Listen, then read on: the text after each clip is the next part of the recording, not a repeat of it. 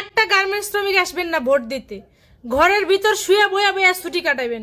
মানে ঈদের সময় সিন্ডিকেট করে এটা মানলাম, সরকারি একটা ভোট, এই সময় সরকার থেকে রীতিমতো নির্দেশ দেওয়া উচিত যাতে কোনো গাড়ি ভাড়া না বাড়ায়, নির্দিষ্ট গাড়ি ভাড়ার ভিতর জানে পাবলিক রিল্যাক্সে আইসা ভোট দেওয়া যেতে পারে। পাবলিকের কিসের এত টাকা পড়ছে যে 1200 টাকা 1400 টাকা টিকিট কেটে আইয়া ভোগান্তি করে ভোট দিতে যাইবো?